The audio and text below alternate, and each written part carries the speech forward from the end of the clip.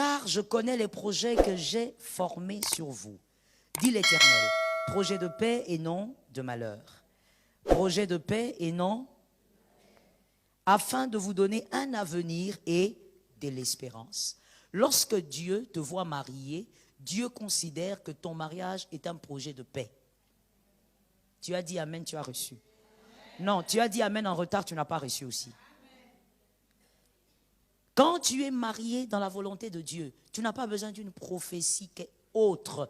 C'est déjà écrit. Non, qu'est-ce que Dieu pense de mon mariage? Pourquoi mon mari n'a pas de travail? Qu'est-ce que Dieu dit de mon mariage? Dieu dit projet. Qu'est-ce que Dieu dit sur mon mariage? Je n'ai pas d'enfant. Qu'est-ce que Dieu dit? Tu vas commencer à chercher tous les prophètes que tu as dans la contrée.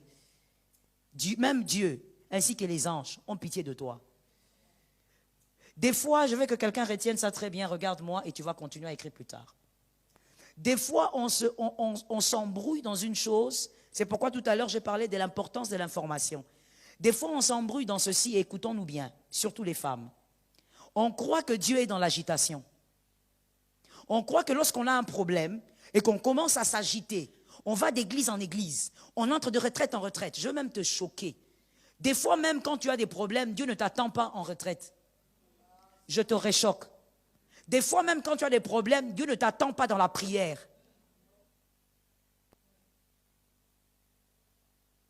Le choc n'est pas bien passé, je réchoque. Des fois, quand tu as des problèmes, je parle à une femme mariée, puisqu'on parle du mariage. Dieu ne t'attend pas à la prière. Dieu t'attend à la foi. Il veut juste que tu aies la foi. Il ne veut pas que tu te retires là, tu commences à pleurer, tu verses tes larmes. Nous, des fois, les chrétiennes, je précise, les femmes, on pense que quand on est dans l'agitation, c'est là que Dieu, il est vraiment d'accord et Dieu va agir parce qu'on est dans l'agitation. Tu as un mois, le mois de juillet, tu entres en jeûne, tu finis. Tu entres en retraite, tu finis. Tu entres en prière, tu finis. Je ne dis pas que toutes ces choses sont mauvaises, nous sommes ici pour la prière. Mais seulement l'équilibre dans l'information est important. Dis à ton frère, à ta soeur, l'équilibre dans l'information. Il ne faut pas croire que Dieu est dans ton agitation, que si tu t'agites beaucoup, c'est qu'il aura pitié de toi. D'ailleurs, Dieu ne vous répond pas par pitié. Dieu vous répond par compassion. Et la compassion émane de l'amour. Donc ce n'est pas la pitié. Ce n'est pas parce qu'il a pitié de tes larmes, tu as roulé par terre. Non, ça ce sont les humains qui réagissent comme ça. Tu fais des choses, il a pitié de toi et puis il te jette un $10. Dieu n'est pas un homme. Qui a entendu ça? Et donc, comprenons ceci, lorsque vous êtes mariés, voici la première perception, celle de Dieu.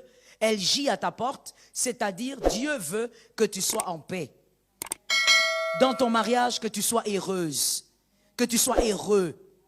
Monsieur, Dieu ne veut pas te voir marié pour que tu commences à te mortifier, que tu commences à vieillir avant l'âge. Tu n'avais pas la calvitie, mais tu as la calvitie. Pourquoi? Parce que tu es traumatisé par le mariage avec ta femme. La volonté de Dieu, c'est que tu aies un avenir. Que ce mariage te donne un avenir. Que les enfants dans ce foyer aient un avenir. Si tes enfants, dans ton mariage, vivent les mêmes combats que toi, sont dans les mêmes obstacles que toi, commettent les mêmes péchés que toi, comme des péchés cycliques, ma sœur, ton mariage a un problème, tu n'es pas dans la vision de Dieu. La perception de Dieu, c'est que tu dois être en paix. Quand tu te maries, tu dois être heureuse. Si Jésus nous donne le temps, on va voir ce que c'est en fait le bonheur dans le mariage. Mais évoluons par rapport à la perception. On a parlé de combien de perceptions? 3. Que quelqu'un me dise 3 perceptions.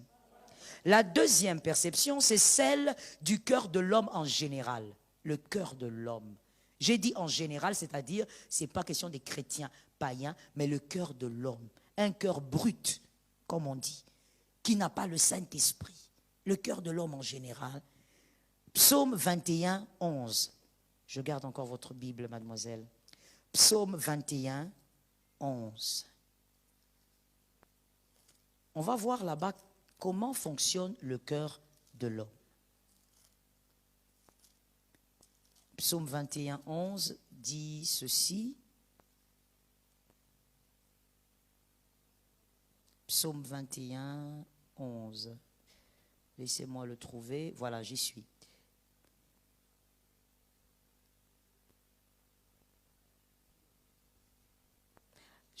Là, si vous avez Louis II, c'est le 12. Si vous avez la version Louis II, c'est Psaume 21, 12. Alors, il est écrit, « Ils ont projeté du mal contre toi. » On parle de qui? Merci. « Ils ont projeté du mal contre toi. Ils ont conçu des mauvais desseins, mais ils seront impuissants. » Je suis d'accord avec toi, ça tombe sur toi 3 fois. Pourquoi ils seront impuissants? Mais parce que, rappelle-toi, il est écrit dans Jérémie, projet de paix et non de malheur. Ce qui est écrit va arriver. Ils ont projeté contre toi des mauvais desseins. Ça veut dire le cœur de l'homme, c'est comme ça, en général. Je dis bien en général. Quand tu t'es marié et que tu es dans ton foyer, tu vois quelqu'un qui est content de ton foyer, c'est une exception. Dis ça à celui qui est à côté. C'est une exception. Ce qui est général, hein, en d'autres termes, c'est que tu peux trouver partout, c'est qu'on ne va pas aimer ton mariage. Pourquoi ils ne vont pas aimer ton mariage? Pour rien. Le cœur de l'homme est comme ça.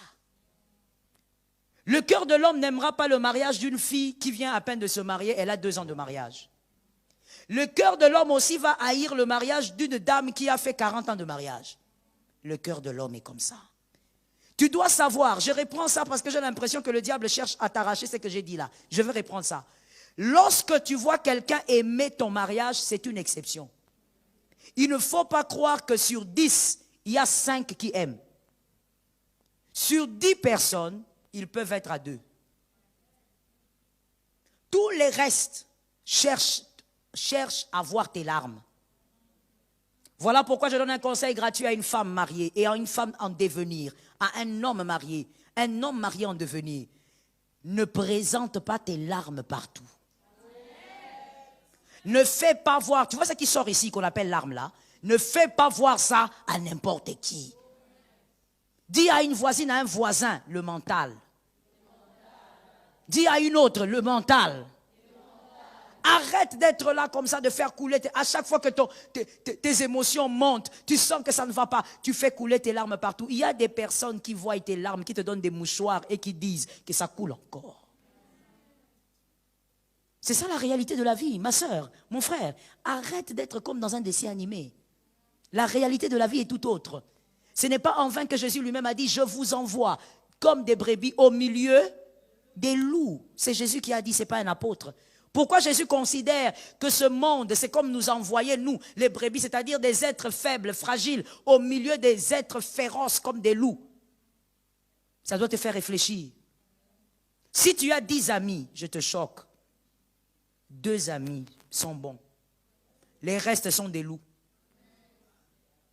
Si tu en as 3, tu as un seul qui est bon. Les 2 autres sont des loups. Parce que le cœur de l'homme est compliqué. Que quelqu'un me retienne bien, regarde-moi très bien. Pendant que tu me regardes, qu'une onction te change. Et qu'une onction te permette maintenant d'acquérir une autre sagesse. Que quelqu'un me dise sagesse. Écoute-moi très bien. Pourquoi le cœur de l'homme est compliqué? Parce que quelqu'un qui est bien aujourd'hui peut devenir mauvais demain. Il y a des personnes qui sont bien aujourd'hui avec toi parce que tu as la situation que tu as. Le jour où ton mari aura une promotion, le même cœur change. Mais c'est la même copine d'enfance avec qui tu étais. Je dis maintenant ça pour un homme intelligent et une femme intelligente va capter la phrase. Il y a donc des cœurs qui ont une certaine bonté au gré du vent. Je le dis autrement. Il y a des cœurs qui sont bons au gré de la situation. Il y a même des cœurs qui sont bons au gré de tes poches. Quand tes poches commencent à s'augmenter, le cœur aussi commence à changer. Et généralement, ce sont des personnes dangereuses. Pourquoi? Parce que comme elle a toujours été avec toi, tu ne verras pas son cœur changer. Tu ne verras pas le mal venir parce qu'elle a toujours été avec toi. La Bible dit, le psaume dit, ils ont des desseins, des très mauvais desseins contre ta vie. Ne laisse pas n'importe qui voir tes larmes. Même quand ça chauffe, garde ça à l'intérieur. Je n'ai pas entendu quelqu'un. Même quand ça chauffe, j'ai dit fais quoi? Garde. Tu n'es pas incapable de garder ça. Garde ça. Va pleurer seul dans la chambre avec Jésus. Si tu as envie de pleurer avec ton mari, pleurez. Mais ne montre pas tes larmes à n'importe qui. Parce qu'il y a des personnes, plus tu pleures, plus elles sont en train d'aller raconter. Elle a commencé à pleurer, premier épisode. Toi, tu penses que ce sont des gens qui te soutiennent. Et là, elles vont te dire, je te soutiens dans la prière. Mais la vérité, c'est que dans son cœur, elle s'est dit, épisode 1, tu vas voir jusqu'à l'épisode 10. L'acteur principal va mourir. Ça, c'est le cœur de l'homme. Il regarde, il dit, mais pourquoi elle est dans ce mariage? Écoutez, j'ai vu, quand je dis j'ai vu, ça fait partie de mon travail et donc dans le counseling pastoral, j'en vois de toutes les couleurs. J'ai vu une femme mariée, ayant son mari, ayant sa vie, avec ses enfants, mais jalouser sa copine mariée. Pourquoi celle-là, son mari, l'a acheté une voiture? Pourquoi son mari, quand il se balade dans le quartier le soir, ils se tiennent la main? Pourquoi son mari se balade avec elle le soir? N'est-ce pas qu'il travaille beaucoup? À 7 heures, il doit dormir. Regarde le cœur de l'homme. En train de créer des agendas sur ton mari. En train de créer des agendas sur votre organisation interne. Il y a aussi cette deuxième perception. Voilà pourquoi je donne un conseil gratuit à tous les célibataires et les célibataires me donnent un amen. Je dis ceci. Lorsque vous avez vos projets de mariage, lorsqu'il y a un proposant, lorsqu'il y a quelqu'un qui veut te proposer du sérieux, on ne le chante pas. Tu parles là-bas, tu parles ici, tu parles là-bas. Toi, tu as 5 copines, tu révèles tout à ces 5 copines. Les 5 vont révéler à 10 autres. Là où ça ne doit pas arriver. Et après quelques jours, tu viens me dire, je n'ai pas compris, il est devenu froid. Il est devenu froid parce que tu étais trop chaude. Je réponds. Il est devenu froid parce que tu étais trop chaude. Lorsqu'on veut t'épouser, on n'est pas chaude comme ça, il faut se calmer. Toutes les relations n'aboutissent pas dans la vie. Le fait aussi que tu racontes tout le temps, je suis avec Robert, je suis avec Gilbert, je suis avec Enoch. Ma soeur, tu auras 40 ex, calme-toi. Quand toi-même tu en as 40, tu sais que tu en as 40, c'est pas grave, c'est dans ton répertoire. Mais quand tout le monde sait que tu en as 40, c'est pas bon, c'est une mauvaise presse.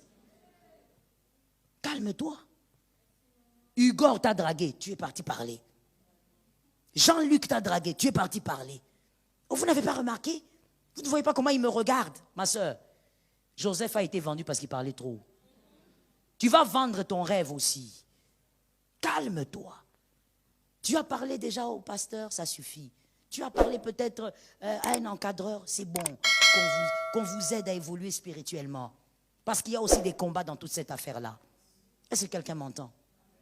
Lorsque toi tu es en train d'aller raconter, mais écoute, moi j'ai vu des filles qu'on a plaquées par leurs proposants ayant des bons projets, parce que l'histoire s'est tellement distillée qu'un jaloux, comme on vient de dire là, un jaloux ou une jalouse vient là-bas et dit au gars, mais toi tu veux épouser cette fille, est-ce que tu la connais?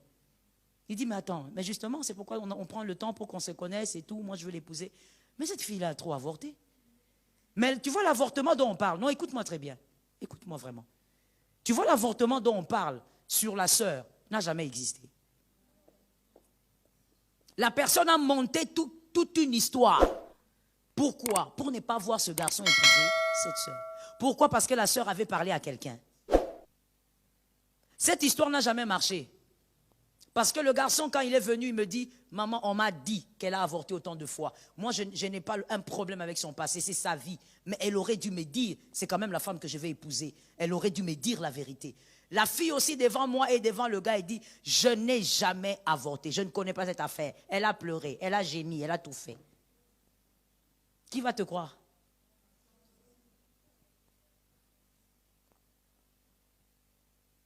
Apprends à fermer ta bouche. En ce qui concerne ta vie, ils ont des projets contre toi. Et généralement, ils ne sont pas loin. Apprends à garder. Quand tu es fiancé, apprends à garder les choses pour toi.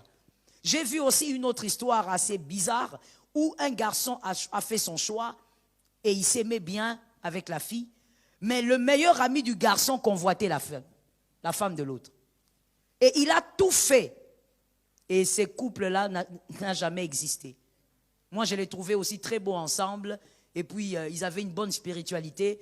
Mais ils ne se sont jamais mariés. Parce que le meilleur ami du garçon avait aussi de l'œil sur la sœur. Voilà pourquoi j'ouvre aussi une parenthèse. Vous aussi, les célibataires, ou vous qui êtes dans une situation où vous vous engagez. Ton fiancé, c'est un seul homme. L'ami de ton fiancé n'est pas ton fiancé. Et je veux même dire que l'ami de ton fiancé n'est pas ton ami. Toi, tu as rencontré le garçon avec son ami. Toi, tu es venu entrer là-dedans, tu te fais ami. Tu te fais ami comment? Là où ils se sont rencontrés, tu ne sais pas. Tu veux exagérer dans ton zèle. Ma soeur, quand tu exagères dans le zèle, en croyant que c'est ça qui va te permettre de te marier, tu vas tout abîmer. Est-ce que quelqu'un m'entend? Que l'ami de ton mari reste l'ami de ton mari. L'ami de ton fiancé reste l'ami de ton fiancé. Si toi tu veux des amis, crée-toi des amis. Mais ne va pas t'accrocher aux amis de ton mari. Non, je veux être la bonne femme. Être la bonne femme, ce n'est pas de cette manière-là. Tu vas créer un désordre.